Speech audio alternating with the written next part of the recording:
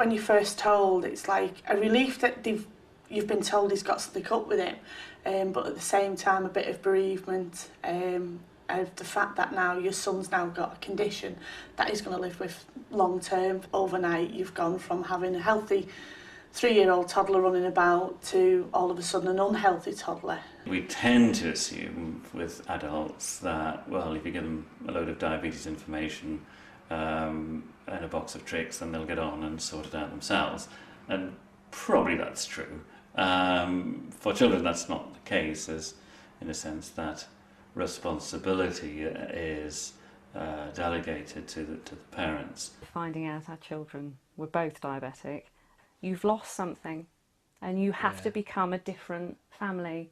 You suddenly have to become medical professionals and you are the first line of care for your children. The big concern is when they go off to school, is because you've always managed as a family the child's diabetes. All of a sudden your child's going to school for 6-7 hours and somebody else is going to take over the control of the child's diabetes, which is quite hard for some parents to accept.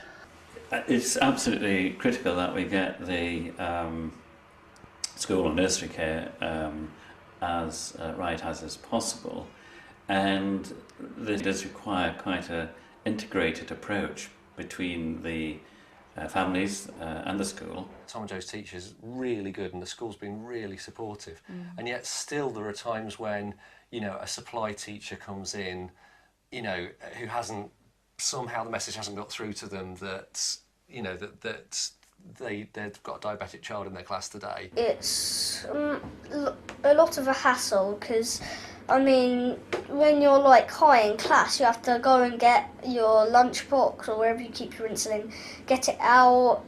You have to check how many you need, you have to inject it. Sometimes you even have to phone up your mum if you forget to see how many you need. They get interrupted all the time when they're in the middle of playing. They have to eat when they're already full. They can eat a full meal and then be low 2 hours later and not want to eat, and they have to. Lots of things that they have to put up with. I always say to my children, you can complain about this as much as you want to. You can shout and get cross about it, but it has to happen because it keeps you alive. It's that simple. Even to this day I hate watching him give it him to himself. I can inject him, no problem, it doesn't faze me. But when I watch him doing it, you know, when he was 7 and 8 and doing it himself, it upset me because I thought, why does he have to do that to himself? That was one of the hardest things. Why is he having to inject himself? At the moment, you know, we're sort of in control of their care and we can do the best we can, you know, to keep them healthy. What you worry about is, well, when they get to their teens, what if they kind of kick back against that and they're cooking for themselves and, you know, maybe getting drunk a lot and stuff like that, and all of that can play havoc with your diabetes. So it's just that thing of really hoping they're going to be okay once they have to go out in the world for themselves. It's very easy, I think, to think, oh, well, we're doing the very short-term things. It's getting the glucose testing right and the insulin injections and all this sort of stuff.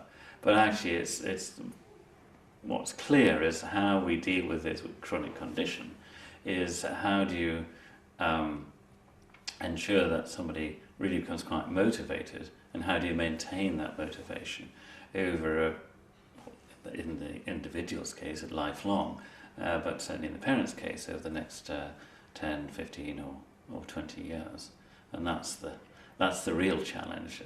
Going from a child with diabetes to a teenager with diabetes is one, letting them, they've got more control over their own diabetes, more when they're a child, it's mum or dad that's looking after the diabetes. One thing, you don't want them to think that diabetes will stop them doing anything. You know, they can lead a healthy life and do anything. There's always horrific times when you make an error, right?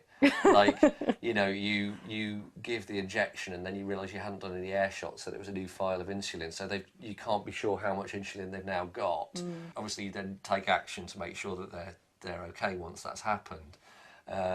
But don't beat yourself up about it. You're only human. You know, you've got to do this stuff all the time. As time goes on, you'll become the expert, and you'll know as you get used to diabetes what's going to work and what's not going to work. They go into phenomenal levels of detail, much more than you need to know, and they start talking about these basic assumptions that they've got about it, which you've no idea what they're talking about. rate insulin scheme we're on, which is a basal bolus. The bolus is for food, like Novorapid, and the basal is like background to hold you down throughout the day so you don't like go high. They know so much about it that it's almost hard for them to explain to somebody who doesn't know about it what it is. The blood sugar testing allows you to try and balance the amount of insulin they have with the amount of energy they use each day and the amount of food that they eat. So those three things sound quite simple, but when you're talking about an 18-month-old, you're trying to predict, when you give them an injection at 8 o'clock, how much running around they're going to do before they get to their lunch. So don't be too worried about doing lots of blood tests, because when they're little, you need to see what's happening. It may look terrible at the beginning. There's so much going on, so much to learn. You think you'll never do it. You will. People do, and they do the most amazing things. Your life changes quite a lot when you have a child with diabetes, and there's a lot of stuff to do, and it's quite stressful and things like that. But it does sort of become normal, and you do become used to it, and then you can focus on the other, in a way, more important things in life. It does get better and life gets easier and you'll get through this. And my son will say the same, is that, you know, life, you can be healthy with diabetes and you can live life to the full.